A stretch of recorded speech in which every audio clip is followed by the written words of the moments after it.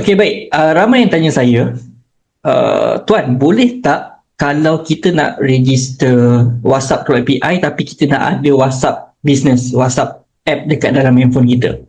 So, actually benda tu boleh sebenarnya. Cuma, kalau anda nak tahu, WhatsApp business dan WhatsApp through API ni, dia adalah dua entiti yang berbeza. Dan kita boleh gunakan kedua-duanya. Dan kalau dalam bahasa teknikal dipanggil sebagai WhatsApp coexistent. Okay? Tapi WhatsApp coexistent ni, WhatsApp coexistence, dia ada bug. Dia ada banyak bugs bila kita gunakan WhatsApp coexistent ni.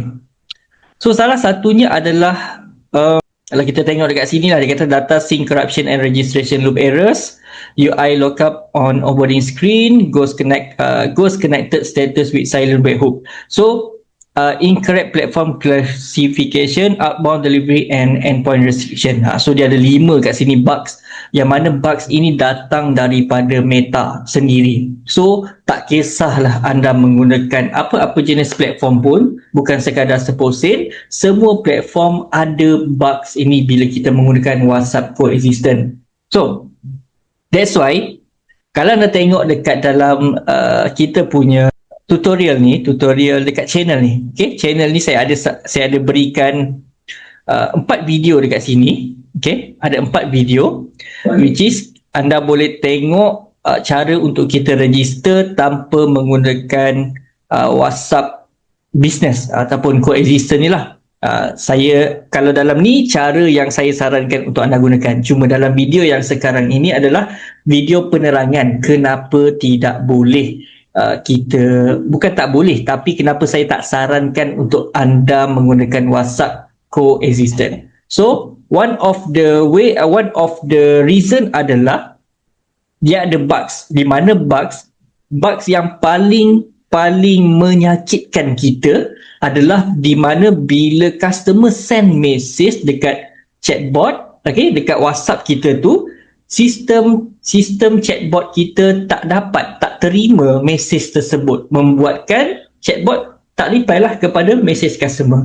Dan benda ni selalunya terjadi apabila first message, maksudnya customer klik daripada iklan, hantar first message kan, kita punya keyword message ke apa ke, yang itu bot tak dapat detect. Bila kita reply manual and then bila customer reply, barulah secondly macam tu, baru dia akan dapat detect conversation dan dia what we call chatbot dapat sambut lah, dapat take over the conversation. Itu kalau dia detect out on the second message. Tapi sometimes mungkin 2-3 message pertama tu dia tak dapat nak detect, kan. So benda tu akan jadi dia akan beat the purpose kita menggunakan chatbot, which is kita nak automatic, nak cepat reply pada message pelanggan. Tapi kalau first message tu kita kena manually sendiri, so no point lah kalau kita menggunakan chatbot kan. Unless kalau anda nak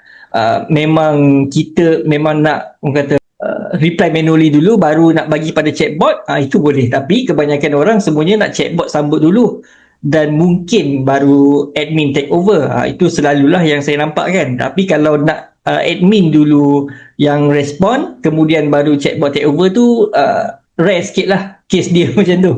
Okay, so that's why saya tidak sarankan. Kalau kita tengok kat sini, sampai sekarang ke ada isu bug ni.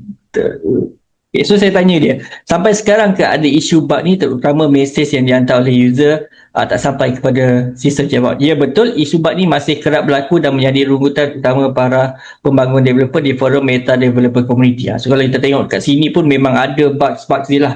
That's why saya sangat-sangatlah tidak sarankan anda guna coexistent. Bukan tak boleh, tapi ada banyak bugs, dan itu bugs ni sebenarnya dah lama, sangat lama. Dia bukan bugs yang baru, tapi dia memang dah sangat lama. Ada user okey je dia pakai, ada user kalau nasib tak baik memang banyaklah PM yang chatbot tak dapat nak reply. Chatbot tak reply pun, tak masuk pun dekat dalam chatbot. Tengok dalam WhatsApp business ada, tapi dekat dalam chatbot punya live chat tak ada, tak masuk pun. That's why bot tak reply dan sebagainya kan. So Saya sarankan untuk anda ni lah, tengok dekat dalam video WhatsApp ni, cara connectkan ke WhatsApp Cloud API directly, beli nombor baru ataupun delete dulu anda punya nombor yang nak gunakan nombor WhatsApp tu. Kalau ada WhatsApp Business ataupun WhatsApp biasa, delete dulu account dia, bukan delete apps tapi delete account. Lepas tu register directly dekat dalam WhatsApp Cloud. Dan tak perlu risau sebab kita memang ada live chat dekat sini. Kita ada live chat dekat dalam web, kita ada apps untuk live chat juga. So anda boleh reply melalui handphone juga, boleh monitor melalui handphone juga untuk conversation ni sebenarnya. Okay, itu tak ada masalah. So apps live chat kita itulah yang akan menggantikan apps WhatsApp kita dekat dalam handphone. Cuma dia tertakluk kepada 24 hours conversation window lah. Lepas 24 hours kita tak boleh free text reply kepada mesej pelanggan. That's why tapi so far bagi saya benda tu much better lah berbanding dengan kita gunakan WhatsApp coexistent, WhatsApp apps kita tu kan. Alright, so itu saja penerangan dalam video kali ini. Assalamualaikum dan salam sejahtera.